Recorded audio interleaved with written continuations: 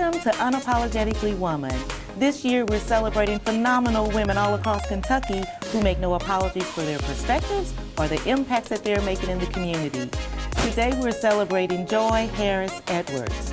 Joy is a wife, a mom, an author, a minister, and she is co-founder of Joy and Hope Associates. Unapologetically Woman, Joy Harris Edwards, that's you. Congratulations. Thank you so much for having me. I'm very honored. And you deserve every bit of these flowers that you're getting. Yeah, thank you. You are so busy. Let's just start off with being a minister.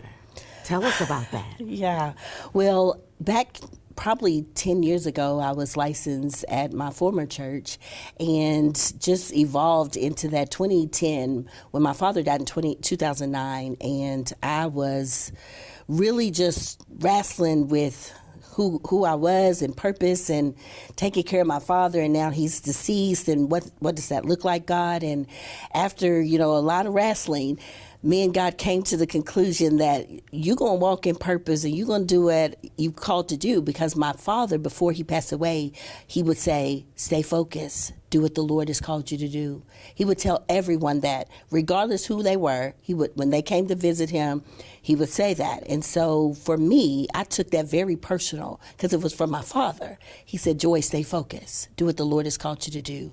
And after he passed away, I went on this quest, a very short quest of asking God, what is it that you've called me to do? And he said, I've called you to help people to see who I am.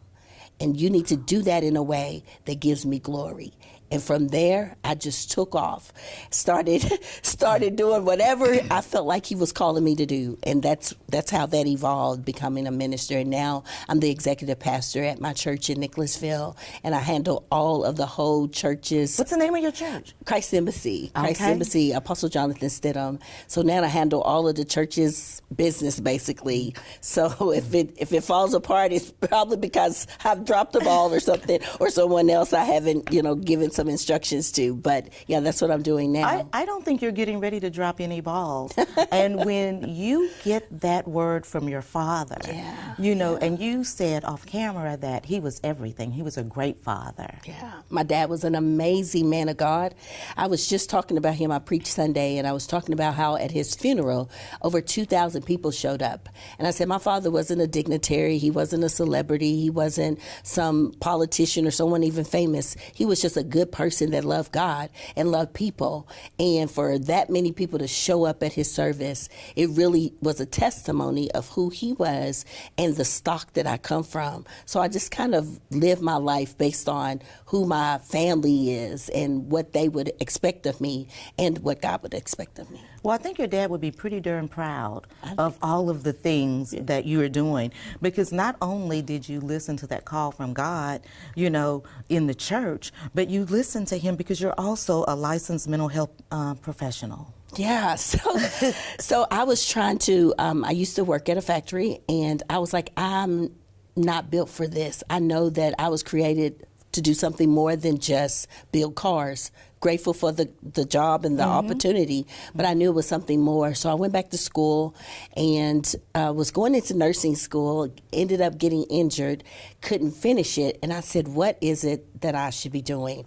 Was literally walking in a major grocery store, and a lady was crying, had her grocery list and was just crying.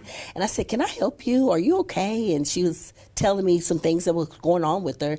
And so I said, let's go shopping. So I took her list and I just went shopping with her. And when we were checking out, I said, hey, let me know if you need anything, call me, here's my number. And then at that moment, I said, wow, Joy, you're a helper. So I went back to school, changed my major, and became a mental health counselor. And how do the two things cross over or relate to each other? The work that you do in the church with the people and the work that you do with mental health, because that's so important. It is very important. It all is one. It's like meshed. I believe that we have to deal with the whole of who we are. And we're spirit beings, we're spiritual, we have mental health, we have physical health, we have emotional, we have all those things. And because I'm trained in both areas, and I went to seminary for my mental health degree, so that helped me to get the biblical side. And then I also have the secular perspective of how to navigate that. So I like to bring them both together. I like to bring the spiritual side and the mental health side together and walk alongside of people to help them. Even if they don't have the same belief systems that I have, they can still have a spiritual concept, and we can bring those things together and understand that we have a higher power. We have somebody that is outside of who we are, and we all have purpose. And sometimes our mental health struggle is the fact that we don't know who we are. We don't know what our purpose is. We don't know why we are here, so to speak. So I try to bridge that gap and help people to understand, listen, you can have whatever it is that you need to have in life.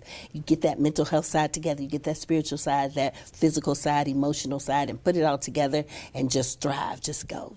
Well, because you don't just wake up and know what your purpose is going to be. I think that that's a journey that we all take. We do, and I believe it's our passion. The things we're good at is probably part of our purpose, but we're searching for it. But yet you may be good with kids, but you're still looking for purpose. Well, your purpose may be working with kids, so just knowing what your passion is and then putting that together and lining that up. Most of the time our passion is our purpose. I would think a whole lot of the times, but sometimes you're so busy looking for something else that you miss your purpose. Miss it, trying to figure it out, and you miss it. And that was my experience. I used to help people all the time. I remember I wasn't old enough to remember this, but they said when I was 3, I would be the only one that could give my great-grandmother her medicine. And I would take it right in there to her. She would take it from me. So even at 3, even though I don't remember this, I was a helper. So all my life I can track being a helper, a person that just sees a need and you just go fix it. You go help with it. You go lend a helping hand. It's how I was raised, and it's just part of my DNA. So, we do have our purpose, and we know it, but we're looking for it when we really most of the time have it. You already have it, and you're still looking. Yeah. So tell us about, you've established Joy and Hope Associates. Tell us about that. Joy and Hope Associates. Because you weren't busy enough. I wasn't busy enough. So I had another business. I still have it. I do the Authentic Joy. I do a lot of speaking with that business. What is that? Tell me about Authentic Joy. Authentic Joy is my speaking business where I just really try to help the whole groups of people, so to speak, be able to get it all at once. So mental health counseling is one person, usually one-on-one, or a group maybe of 8. But then I thought, man, if I could get in front of a captive audience and help people deal with their mental health, I'm able to get more impact, right? So I started Authentic Joy, speaking corporations, religious organizations, wherever the opportunity presented itself, so started doing that. Well, the opportunity presented itself nationally and internationally. You said wherever the opportunity presented itself. Yeah, I've traveled across the U.S. and internationally speaking on mental health awareness, spiritual things, just trying to help people to be the best that they can possibly be. Wow. What does that make you feel like when you know that someone that you've encountered, that you've helped to change them or to help change their lives? Yeah. Where you've reached them in a place. Yeah, it's so fulfilling. And when I think about some of the testimonies that come in, people that haven't seen in years, haven't talked to in years, didn't even know really, coming to me, sending me a message like, oh my gosh, I'm glad I found you on social media, and saying, you changed my life. I still hold on to this. It's I can't even put my words around it really. What it does is gives me a greater sense of purpose. It just helps me to go when my tank is empty, when I'm exhausted. It's just these little hugs from heaven is what I like to call them. I'll get a message from someone saying, hey, you just blessed me with your words, or thank you for helping me, or I remember when you said this, and I don't even remember saying it. Right. But they said, I remember you said this, it changed my life. Those kind of things help push me to continue to go. And I would say it continues to fuel your purpose, because you're like, okay, I know I'm making a difference. Yeah, it does. It puts that exclamation point right there. It does. It helps say, Joy, keep going. Keep going. It's and okay. You keep going, because you got a podcast too. I do. Okay. I just started that. My concept is mental health awareness. Literally. The kitchen isn't clean unless the stove is wiped down. Yes. So my grandmother used to say that. She's like, child, this kitchen ain't clean. You ain't wiped my stove down. And so I started thinking that through about how we can be very much have all of the external looking good. Everything's cleaned up. But internally, we're struggling. Mm-hmm. Mentally, we have not lined this, gotten our mental health together because it's a taboo, it's stigma around it. So I thought, you know what? We're going to talk about mental health because I don't care what we got going on. If our mental health and our emotional health is not stable, then the kitchen isn't clean. Our lives aren't really where they need to be, and we're missing some things because when we're not in a place of healthy, both mentally, spiritually, emotionally, then we're going to have setbacks. We're going to have struggles. We're going to have those things that keep us from being all that we were created to be. Wow. And there's not a platform that you are not afraid to go on because you're a radio personality.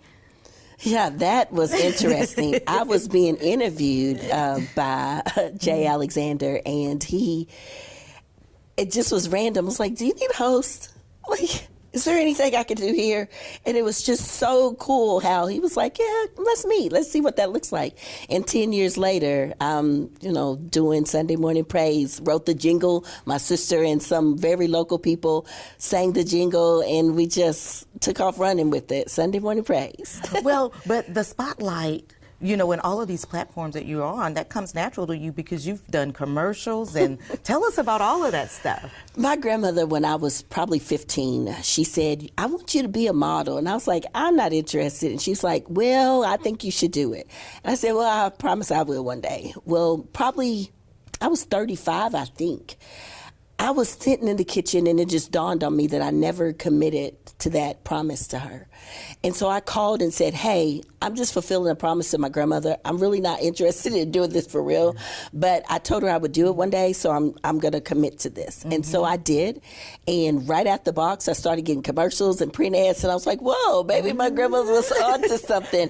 I actually went to New York and won Actor of the Year. A lot of people don't know that. But I never pursued it further. It was just, I was 35. I was established in my job. And I thought, I'm not going to quit and try to make it in New York, Uh-huh. So I just kind of let that go, but I fulfilled that promise. It was very important for me to fulfill the promise that I said given to her. And she said, when she made that statement to me, she said, you don't know the potential unless you go. And so go is one of my favorite words because you really don't know the potential that we have until we go, until we take that first step, until we say, you know what, I'm going to do this even if I have to do it afraid. And whatever comes of it, it's not a failure, it's not a success, it's just me going. Right. I don't judge it as anything other than me making the effort to go forward. How proud do you think she is of you? My Nana. I think she's really proud. Mm-hmm. Yeah. I'm sure of it because you've done so many things. You do workshops. Yeah, workshops because I'm mental health focused. I believe that as a people, we have to take care of our mental health. And it's okay not to be okay, but it's never okay not to get the help we need and to just use our words to say, hey, I'm not okay. There's been times... Why do you think people are afraid to say they're not okay? Because we've been taught to be strong. We've been taught to handle your business. We've been taught to don't share your business. So it's this boundary that has been set that's really unrealistic for us. Mm-hmm. We don't have to be strong. Saying I need help is strength. Saying I'm not okay is strength. So being able to say I'm okay sometimes is not, we don't have a safe place to do that. Mm-hmm. And I try to make that a safe place to say, hey, it's okay. It's okay. I've been in corporate workshops and people come up to me just releasing, like in tears, because they have been holding that I'm not okay as a secret and suffering in silence. And so my goal is to help people to know you don't have to suffer in silence. You can say you're not okay, and there's resources, there's help, there's people that will be able to help walk alongside of you, because really we're the expert of our lives. We don't always believe that, but we are. And sometimes we just need somebody to just come alongside of us who has some expertise to help us to walk this thing all the way Just out. nudge a little bit. Yeah, that's it. And so, and you're an author. You're an author. I am an author. I wrote Authentic Joy, Finding True Joy in a Compromising World in 97 days, right after my father died. I had a dream and was seeing these little captions and wasn't sure what they were. So I started writing them down. After I woke up, I wrote them down, and I was like, what is this? And they were chapter titles. So I wrote Authentic Joy just to help people overcome fear, not to compromise who they are, not to compromise their belief system, and really thrive in who they are. Like, we have to be who we are, our most authentic self. And a lot of times we don't even know who that is. Like, I don't even really know who my authentic self is. I hear that statement all the time. Yeah. I'm like, let's find her. Let's see who she is. What did you used to do when you were a kid? What did you love to do? What are the things that brought you joy when you were a kid? That's probably was one of your most authentic self, the time frame, right? Mm-hmm. And so just helping people get back to those places where, who are you? And for me, who are you in Christ? Mm-hmm. What was your purpose? What were you created for? And then we look for that and we just roll with it. Wow. So that's what Authentic Joy is about, helping people just find peace within themselves. Yeah. Well, I'm going to pitch it to you for the last word to help somebody else find peace, young girls, young women that might be looking at you and thinking, wow, I don't know if I could ever do what all she's done. Wow. Well, here's the deal. At 16, I was pregnant with my son. I had a list of goals because I was a very good scholar, student. I loved school. I wanted to do great big things. Then I ended up pregnant at 16 and crumbled up my list, threw my goals away because I didn't think I would ever achieve those things. And one day it just dawned on me, I'm not my choice. I'm not the choices that I make. I am who I was created to be, right? So I went on this journey to find how can I not correct my child, the mistake of having a child at 16, because my child was a mistake. It was a choice I made. And so when I discovered I wasn't my choice and that I could do whatever I wanted to do, I wrote the list again.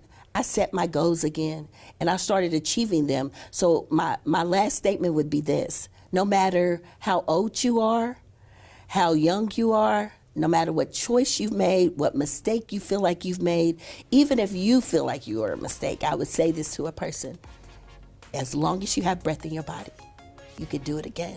You can try again. You can make those things happen. Those things are possible. As long as you have breath in your body and drive and grit and determination, you can do anything you set your mind to. There's no limits. None. No limits. Thank you so much. You're welcome. You guys, there's nothing else for me to say to you. You just got a word from Joy. Continue to watch as we celebrate other phenomenal women who are doing incredible things in our community. I'll talk to you soon on Unapologetically Woman.